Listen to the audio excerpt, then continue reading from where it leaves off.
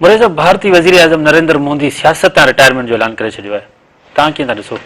अल्लाह अकबर। ॾिसो, इहे हूंदा अथव लीडर, हालांकि हिकिड़ो चांहि जो डाबो हलाईंदो ऐं उहो माण्हू जॾहिं हुनखे कुदरत मौक़ो ॾिनो लीडर थियण जो, त हू चवंदा आहिनि त मेलो मच मतल छॾिजे, मेलो मतल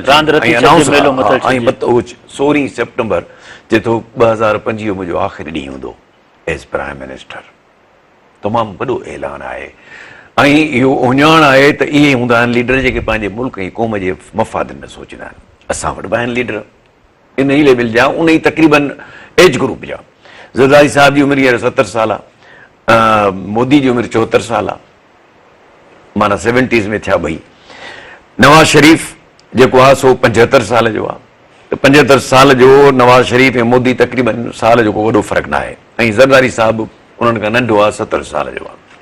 ॾिसो, पीपुल्स पार्टी जे ज़रदारी असफ़ ज़रदारी साहिबु 10 साल पावर में रहियो आहे, नवाज़ शरीफ़ 10 साल पावर में रहियो आहे, ऐं मोदी 11 साल पावर में रहंदो जॾहिं रिटायर कंदो हाणे।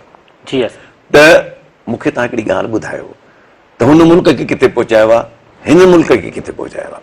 अॼु जो मुल्क हुते तो जिते किथे पिनंदो सो जेको हिन ॿिन्ही जे लीडरशिप जे करे, ॿिन्ही पार्टीज़, पीपुल्स पार्टी ऐं पंहिंजो नवाज़ शरीफ़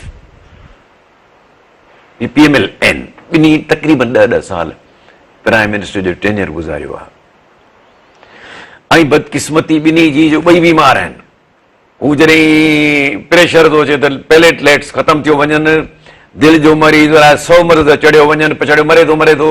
हुकुमरान डप खणी था जहाज़ में विहारनि, जहाज़ में हुन तां लहे थो, एम्बुलेंस मां त वरी टक टक टक चढ़ी हले थो वञे जहाज़ में। जी हा।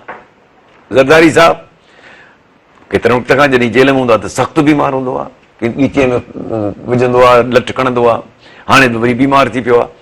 सो मक़सदु चवण जो हुननि जी सिहत बि ठीकु कान्हे ऐं डिलीवर बि कोन करे सघिया आहिनि, छो त मुल्क पोइ ॾींहुं वञी, जे मुल्क अॻिते हुजे त पोइ असांखे महिर न ॾियूं।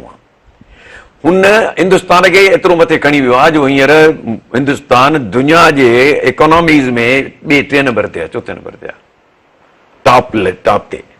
ऐं उन्हनि खे केतिरा $100 बिलियन हुनजा रिज़र्व्स आहिनि। असां वटि 10-15-20 बिलियन डॉलर सिर्फ़ु कर्ज़ जा, मांगे तांगे जा। सो लीडरशिप इन खे चइबो आहे। पाकिस्तान बदकिस्मत आहे जो पाकिस्तान खे मोदी जहिड़ो लीडर कोन मिलियो जो घटि में घटि पाकिस्तान खे उन हद ताईं खणी वञे तरक़ी जी, जो घटि में घटि मुल्क जा माण्हू जेको बुख बेरोज़गारी बदहाली जो शिकार न हुजनि।